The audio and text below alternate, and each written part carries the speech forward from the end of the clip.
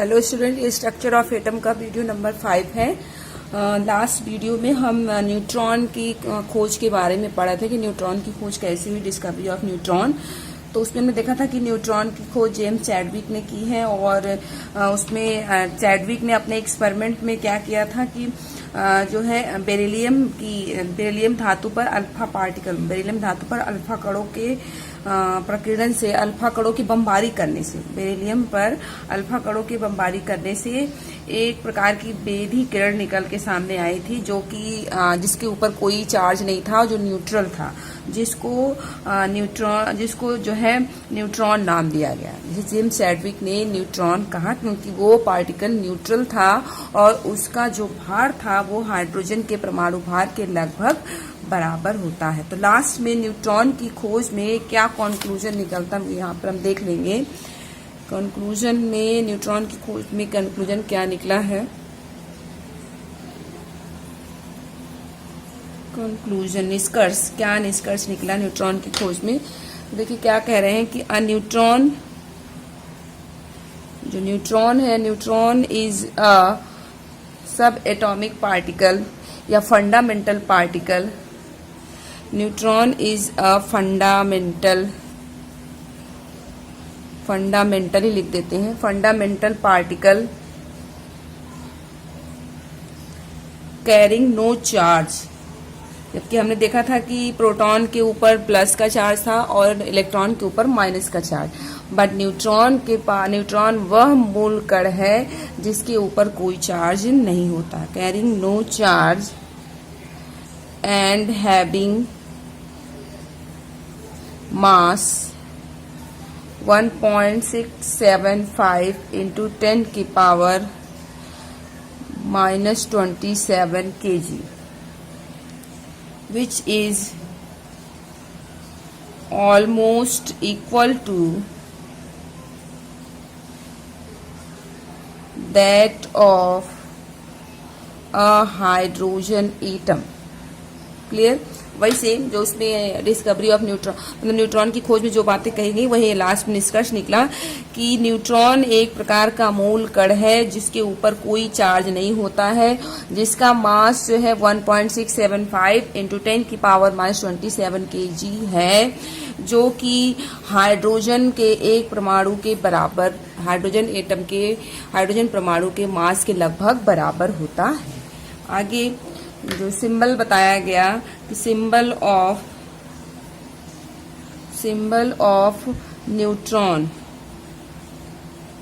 Neutron का symbol क्या है, N से neutron 0 and 1। Clear, 0 and 1 that is neutron. इसको न्यूट्रॉन को इस तरीके से रिप्रेजेंट करते हैं।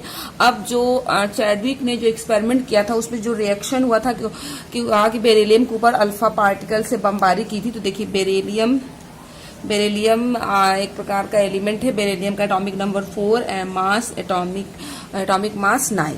यहाँ नीचे हमने एटॉमिक नंबर लिख रखा है, ऊपर एटॉमिक मास। इसके ऊपर अल्फा पार्टिकल का जो मास और भार है, मतलब एटॉमिक वेट, एटॉमिक मास और परमाणु क्रमांक, एटॉमिक नंबर दोनों हीलियम के, कुल मिला के समझिए कि एक अल्फा पार्टिकल एक हीलियम एटम के बराबर होता है, 2 and 4। क्लियर। तो यहाँ पे हीलियम नहीं, आप इसको समझेंगे क्या है, अल्फा पार्टिकल है ये, दैट इज अल्फा पार्टिकल से बमबारी। क्योंकि चैडविक ने क्या किया था कि बेरिलियम तत्व पर अल्फा पार्टिकल से बमबारी की थी। ठीक है, तो बेरिलियम के ऊपर अल्फा पार्टिकल की बमबारी की गई, दैट इज बेरिलियम ऊपर एटॉमिक मास है, नीचे एटॉमिक नंबर है। एक अल्फा पार्टिकल एक हीलियम एटम के बराबर होता है। तो अल्फा पार्टिकल को हीलियम परमाणु से रिप्रेजेंट करते हैं, हीलियम परमाणु से दर्शाते हैं। तो जब इनका आपस में जब इनके ऊपर बेरिलियम के ऊपर अल्फा पार्टिकल की बमबारी की गई तो मिला क्या, देखिए तो कार्बन बना।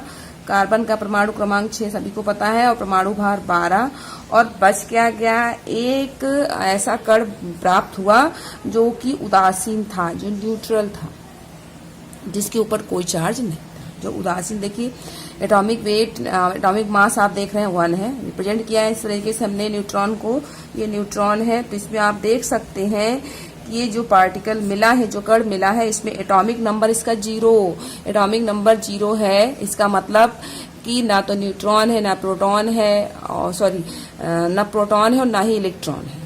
तो जो प्रोटॉन और इलेक्ट्रॉन नहीं, मतलब ना पॉजिटिव चार्ज है ना निगेटिव चार्ज है, एटॉमिक नंबर 0 है, इसका मतलब ये न्यूट्रल है और एटॉमिक मास 1 है। तो कहा गया कि न्यूट्रॉन वो उदासीन कण है जिसका मास हाइड्रोजन के मास के लगभग बराबर होता है, हाइड्रोजन का मास भी 1 होता है। क्लियर? तो ये हो गया जेम्स चैडविक द्वारा किए गए न्यूट्रॉन की खोज के लिए एक्सपेरिमेंट। तो इस तरीके से आप देख रहे हैं कि तीनों पार्टिकल्स की खोज हो गई, इलेक्ट्रॉन की, प्रोटॉन की और न्यूट्रॉन की खोज कर दी गई। अब चूंकि हमने यहाँ पर अल्फा पार्टिकल की बात की तो थोड़ा सा हम रेडियो एक्टिविटा के बारे में या रेडियो एक्टिविटी के बारे में, अल्फा बीटा गामा पार्टिकल्स के बारे में थोड़ा सा यहाँ से पढ़ लेंगे। थोड़ा सा यहाँ पे एक नया टॉपिक, थोड़ा हल्का सा अपनी जानकारी के लिए कि रेडियो एक्टिविटी क्या होती है, रेडियो एक्टिविटा क्या होता है, रेडियो एक्टिविटा किसे कहते हैं। तो रेडियो एक्टिविटी क्या होती है? वह प्रक्रिया जिसमें कि अल्फा बीटा गामा कण लगातार निकलते रहते हैं, किससे? रेडियो एक्टिव एलिमेंट से। क्लियर? रेडियो एक्टिव तत्वों से अल्फा बीटा गामा किरणों का निकलना ही क्या कहलाता है? रेडियो एक्टिविटी कहलाती है, रेडियो एक्टिविटा कहलाता है। तो क्या है? द स्पॉन्टेनियस यानी स्वतः, स्पॉन्टेनियस इमिशन मतलब निकलना, spontaneous emission of active radiation यानी कि alpha beta gamma, alpha beta या फिर gamma by radio active element, by radio active element is called radio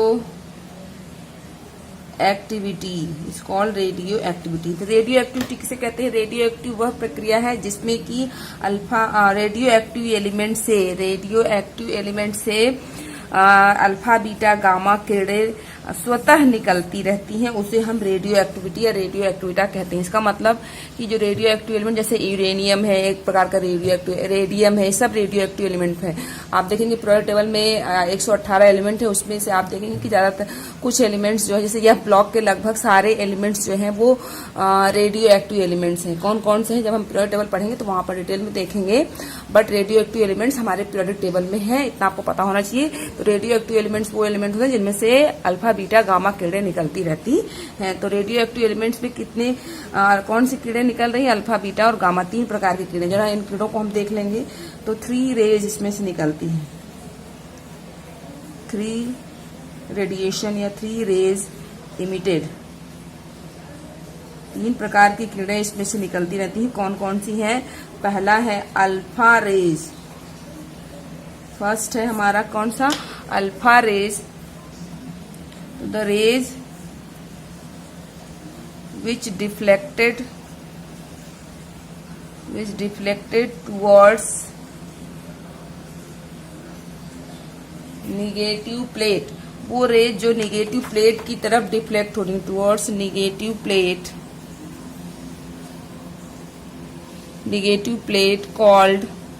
are called alpha rays. तो अल्फा रेज वो होती हैं जो कि ऋणात्मक प्लेट की तरफ विक्षेपित होती हैं। ठीक है, अल्फा किरणें वो किरणें हैं जो ऋणात्मक प्लेट की तरफ विक्षेपित होती हैं। तो इसका मतलब यह है कि अल्फा रेज में जो पार्टिकल्स होंगे वो धनात्मक होंगे। जब वो धनात्मक है तभी वो ऋणात्मक प्लेट की तरफ विक्षेपित हो रहे हैं। तो अल्फा रेज जो है निगेटिव प्लेट की तरफ विक्षेपित होंगे और एक अल्फा पार्टिकल उसे कहते हैं अल्फा रेज। और वन अल्फा पार्टिकल जो होती है वो कितने, उसको कैसे रिप्रेजेंट करते हैं? हीलियम परमाणु से। अभी हमने बताया न्यूट्रॉन की डिस्कवरी में। ठीक है, और दूसरा सेकेंड कौन सा रेज है? That is beta raise. Beta raise जो है ये कौन सी किरण होगी? वो किरण जो कि किसकी तरफ? पॉजिटिव प्लेट की तरफ डिफ्लेक्ट होगी। क्लियर है? तो the rays which deflected towards positive plate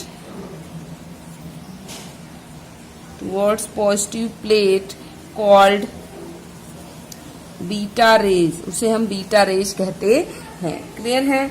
और जो बीटा रेज होती है, मतलब अल्फा, देखा आपने किस तरीके से अल्फा बीटा गामा को रिप्रेजेंट करते हैं। Beta raise made up of electron, ये इलेक्ट्रॉन से बने होते हैं। तो सिंपली आप देख सकते हैं बीटा रेज वो रेज होंगी जो किसकी तरफ डिफ्लेक्ट होंगी, पॉजिटिव प्लेट की तरफ। इसका मतलब बीटा कण जो होंगे वो ऋणात्मक होंगे, जस्ट लाइक इलेक्ट्रॉन। जैसे कि अल्फा पार्टिकल ऋणात्मक प्लेट की तरफ डिफ्लेक्ट हो रही, इसका मतलब अल्फा पार्टिकल धनात्मक है, जस्ट लाइक प्रोटॉन।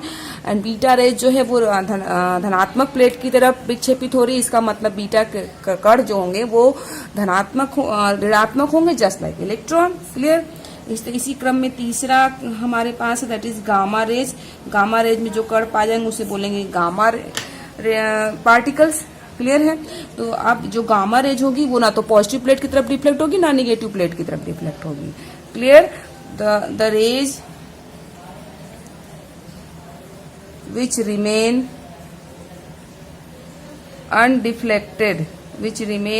अनडिफ्लेक्टेड, जो कि डिफ्लेक्ट नहीं होती है, कॉल्ड गामा रेज। मतलब क्यों अनडिफ्लेक्ट होती है, क्योंकि न्यूट्रल, इसके ऊपर कोई चार्ज नहीं है, कोई मास नहीं है।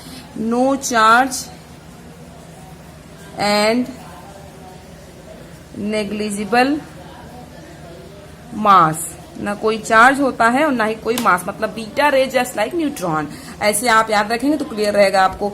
जैसे आपने इलेक्ट्रॉन, प्रोटॉन, न्यूट्रॉन याद रखा है, इलेक्ट्रॉन ऋणात्मक है, प्रोटॉन धनात्मक है और न्यूट्रॉन न्यूट्रल है, वैसे ही आप याद रखेंगे बीटा, अल्फा और गामा। बीटा मतलब इलेक्ट्रॉन से कंपेयर करिए, गामा अल्फा को प्रोटॉन से और गामा को न्यूट्रॉन से। तो न्यूट्रॉन डिफ्लेक्ट नहीं होती है ना पॉजिटिव प्लेट की तरफ ना नेगेटिव प्लेट की तरफ। क्यों? क्योंकि इसके ऊपर ना तो कोई चार्ज होता है ना ही कोई मास होता है। तो ये हो गया रेडियो एक्टिव एलिमेंट और रेडियो एक्टिविटी उससे निकलने वाली अल्फा, बीटा और गामा किरणें। क्लियर। इलेक्ट्रॉन, प्रोटॉन, न्यूट्रॉन की खोज और रेडियो एक्टिविटी हमने डिस्कस कर ली है। अगला टॉपिक हमारा है that is discovery of, next है that is discovery of nucleus. Next topic है हमारा, क्योंकि इलेक्ट्रॉन, प्रोटॉन, न्यूट्रॉन की खोज हो गई, अब एटम में क्या बचता है, न्यूक्लियस बचता है। तो हमें न्यूक्लियस की खोज करनी है। तो डिस्कवरी मतलब हमें न्यूक्लियस की डिस्कवरी तो हो चुकी है, हमको उसके बारे में पढ़ना है, कैसे उसकी खोज हुई है। क्लियर है। Discovery of nucleus of atom. Clear. परमाणु नाभिक की खोज कैसे की गई और किसने की? तो परमाणु नाभिक की खोज किसने की? रदरफोर्ड ने की। उसके लिए उन्होंने जो एक्सपेरिमेंट किया उसे बोलते हैं स्कैटरिंग ऑफ अल्फा पार्टिकल। तो discovery of nucleus of atom, परमाणु नाभिक की खोज, या इसी एक्सपेरिमेंट को कहते हैं, इसको क्या कहते हैं, that is scattering of alpha particle, alpha कणों का प्रकीर्णन प्रयोग, scattering of alpha particle experiment. Clear. तो अल्फा कणों के प्रकीर्णन का प्रयोग जो कि किसके द्वारा किया गया? रदरफोर्ड के द्वारा। नाभिक की खोज करने वाले रदरफोर्ड, उन्होंने जो प्रयोग किया उसको क्या नाम दिया? अल्फा कणों का प्रकीर्णन। अल्फा कणों का प्रकीर्णन, यहाँ पर भी देखिए रेडियो एक्टिव एलिमेंट लेने वाले हैं और उस पर अल्फा कणों की बमबारी कराने वाले हैं रदरफोर्ड ने। सबसे पहले देखेंगे कि पॉइंट नंबर 1, न्यूक्लियस की खोज किसने की? तो न्यूक्लियस की खोज किसने की है? रदरफोर्ड ने। Discovery of nucleus bye Rutherford. Discovery of nucleus of atom by Rutherford. Clear. जैसे इलेक्ट्रॉन, प्रोटॉन की खोज का आपको पता है, वैसे ही इसका पता होना चाहिए कि न्यूक्लियस की खोज रदरफोर्ड ने की थी और उसके लिए उन्होंने एक्सपेरिमेंट क्या किया? एक्सपेरिमेंट किया जो है scattering of alpha particle, alpha कणों का प्रकीर्णन। बिल्कुल याद रखेंगे। जैसे इलेक्ट्रॉन की खोज रदरफोर्ड ने की, उसके लिए जूलियस प्लकर ने कैथोड रे का एक्सपेरिमेंट किया है। क्लियर है। और प्रोटॉन की खोज किसने की है? रदरफोर्ड ने की है, बट उसके लिए एनोड रेज का एक्सपेरिमेंट गोल्डस्टीन ने किया है। न्यूट्रॉन की खोज किसने की? चैडविक ने की और चैडविक ने एक्सपेरिमेंट भी किया। इस तरीके से नाभिक की खोज रदरफोर्ड ने की और रदरफोर्ड ने ही अल्फा कणों के प्रकीर्णन का प्रयोग भी किया। इसको आप याद रखेंगे। क्लियर है। नेक्स्ट हम डिस्कस करेंगे कि क्या किया था इस प्रयोग में उन्होंने। तो इस प्रयोग में उन्होंने क्या किया कि रेडियम धातु को लेकर के, रेडियो एक्टिव एलिमेंट को लेकर के एक बॉक्स में रख दिया और उस पर अल्फा कणों का प्रकीर्णन कराया। अल्फा कणों का प्रकीर्णन कराने पर उन्होंने जो ऑब्जर्व किया उसके आधार पर जो है नाभिक की खोज की। तो क्या क्या किया था एक्सपेरिमेंट में, इसको हम पॉइंट वाइज देखते जाएंगे। Point number 2, the experiment involve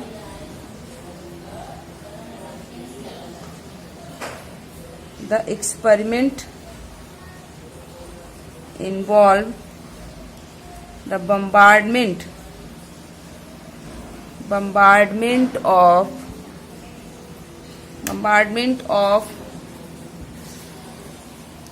a thin sheet of gold foil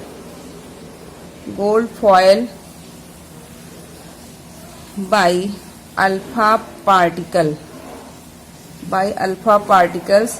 and a fluorescent screen placed around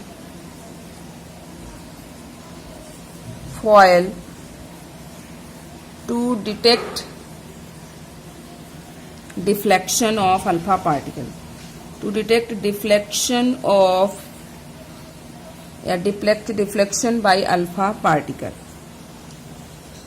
deflection by alpha particle। देखिए इस एक्सपेरिमेंट में उन्होंने सिंपली क्या किया कि सबसे पहले इस एक्सपेरिमेंट में उन्होंने बम्बार्डमेंट की किसकी, अल्फा पार्टिकल की, किसके ऊपर, एक सोने की धातु की बनी हुई पतली चादर ली। मतलब जैसे न्यूट्रॉन की डिस्कवरी में बेरिलियम के ऊपर बेरिलियम की सीट पर अल्फा पार्टिकल की बमबारी की गई थी, वैसे इसमें रदरफोर्ड ने क्या किया था कि गोल्ड की सीट के ऊपर, गोल्ड की चादर के ऊपर अल्फा पार्टिकल की बमबारी की। उसके लिए उन्होंने क्या किया कि गोल्ड की सीट के चारों तरफ जो है एक फ्लोरेसेंट स्क्रीन ले ली, जिसके ऊपर फोटोग्राफिक प्लेट लगा हुआ था जिंक सल्फाइड का। फ्लोरेसेंट स्क्रीन क्या करेगा, आपको पता है, प्रतिदीप्त उत्पन्न होगी तो दिखाई देगा उस पर। तो अल्फा पार्टिकल के चारों तरफ, गोल्ड सीट के चारों तरफ जो है उन्होंने एक फ्लोरेसेंट स्क्रीन रख दी और एक जगह से खुला रखा ताकि अल्फा पार्टिकल जाकर के उस सीट पर, सोने की सीट पर पड़े। और जब अल्फा पार्टिकल सीट पर पड़ती थी, सीट पर पड़े और पड़ के जब वो उसका डिफ्लेक्शन कहीं होता था तो वो फ्लोरेसेंट स्क्रीन पर उसकी चमक दिखाई पड़ती थी। क्योंकि रेज जो है इनविजिबल हैं, अदृश्य हैं, उनको देखना है तो कुछ ना कुछ हमें उसके लिए कोई ना कोई फ्लोरेसेंट स्क्रीन लगानी पड़ेगी, जिसके ऊपर मतलब प्रतिदीप्त उत्पन्न करने वाली स्क्रीन लगानी पड़ेगी, उसके ऊपर जिंक सल्फाइड, उसके ऊपर फोटोग्राफिक प्लेट लगाना पड़ेगा ताकि उसमें कुछ भी हो तो दिखाई दे। तो ऐसा उन्होंने किया। तो मतलब उसका थोड़ा सा एक डायग्राम देख लेंगे हम कि उन्होंने किया क्या वास्तव में। सबसे पहले जो है अल्फा पार्टिकल की बमबारी करने के लिए रेडियो एक्टिव एलिमेंट लिया और इसमें उन्होंने रेडियो एक्टिव एलिमेंट के रूप में रेडियम का यूज किया। ये देखिए एक बॉक्स है, बॉक्स जो है चारों तरफ से बंद है, सिर्फ यहाँ पर एक होल है छोटा सा। इस बॉक्स में एक छोटा सा यहाँ पर होल कर दिया ताकि क्योंकि अगर हम रेडियो एक्टिव एलिमेंट को खुला रखेंगे तो रेडियो एक्टिव एलिमेंट से हमेशा जो है अल्फा बीटा गामा किरणें निकलती रहती हैं, तो निकल के कहीं भी जाएंगी। इसलिए उस रेडियो एक्टिव एलिमेंट को एक बॉक्स के अंदर बंद कर रख दिया और एक जगह से होल रखा ताकि जो अल्फा पार्टिकल निकले वो उसी होल से निकल के बाहर, उसी छेद से बाहर निकल के आए। तो एक बॉक्स लिया और बॉक्स के अंदर उन्होंने क्या रख दिया है, बॉक्स के अंदर रेडियो एक्टिव एलिमेंट, ये आपका radio active element that is radium, ये क्या है, रेडियम इन्होंने रख दिया। और ये बॉक्स है, इसमें ये छोटा सा छेद है। उसके बाद उसके सामने अब उनको क्या रखना है, उसके सामने उनको जो है गोल्ड की सीट रखनी है, सोने की बनी हुई पतली सी चादर रखनी है और इसके चारों तरफ उन्होंने एक फ्लोरेसेंट स्क्रीन रख दिया। इसके चारों तरफ एक फ्लोरेसेंट स्क्रीन है जिसके ऊपर जिंक सल्फाइड की लेयर लगी हुई है जो कि फोटोग्राफिक प्लेट की तरह काम कर रहा है, फोटो खींचने का काम कर रहा है, समझिए आप। तो अब क्या हुआ, जब अल्फा पार्टिकल यहाँ से निकले, अल्फा पार्टिकल रेडियम से जब निकले तो निकल करके ये जा करके ये सीधे जो है इस सीट पर टकराए, इस सीट पर आए, गोल्ड की सीट पर। अब ये यहाँ से जो है कभी इस तरफ घूम गए, कभी यहाँ पर चमक उत्पन्न हो रही है, कभी इस तरफ चमक उत्पन्न हो रही है, कभी पीछे की तरफ चमक उत्पन्न हो रही है, कुछ लौट भी जा रहे हैं, कुछ सीधे ही चले जा रहे हैं। इस तरीके से चमक जो है दिखाई पड़ा। तो कुल मिला के आप समझिए कि ये क्या हो गया, गोल्ड की सीट है आपका, गोल्ड फॉयल। और ये है that is fluorescent screen, fluorescent screen है, प्रतिदीप्त उत्पन्न करने वाली स्क्रीन है। और ये है दैट इज अल्फा रेज। कुछ इस तरीके से एक्सपेरिमेंट में दिखाई दिया कि एक बॉक्स के अंदर रेडियो एक्टिव एलिमेंट रख करके अब उस रेडियो एक्टिव एलिमेंट को गोल्ड की सीट के ऊपर, गोल्ड की चादर के ऊपर अल्फा कणों की बमबारी हुई, तो जगह जगह पर फ्लोरेसेंट स्क्रीन पर चमक उत्पन्न हुआ। फिर वो जो चमक उत्पन्न हुई उसको देख करके क्या निष्कर्ष निकाला गया, तो इसी डायग्राम को थोड़ा सा और डिटेल में देखेंगे। इस डायग्राम में और क्या हुआ देखिए इसी चीज को। अब यहाँ पर ये बड़ा सा एटम कोई है, गोल्ड से एक एटम को मतलब एक एटम को उसमें रिप्रेजेंट करके दिखाया गया कि जो अल्फा पार्टिकल्स थी वो अल्फा पार्टिकल बहुत, और ये एटम है गोल्ड का एक परमाणु है, और ये क्या है आपका न्यूक्लियस है, ये आपका न्यूक्लियस है।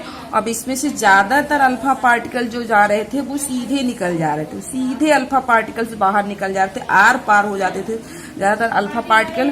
कुछ अल्फा पार्टिकल्स जो है वो आपकी उनका डिफ्लेक्शन, जो कि उसके नाभिक के पास से गुजर रहे थे, उनका डिफ्लेक्शन हो रहा था। कुछ का जो है कुछ रिवर्स हो जा रहे थे, कुछ रिटर्न हो जाते, जैसे जा रहे थे वैसे ही लौट आ रहे थे।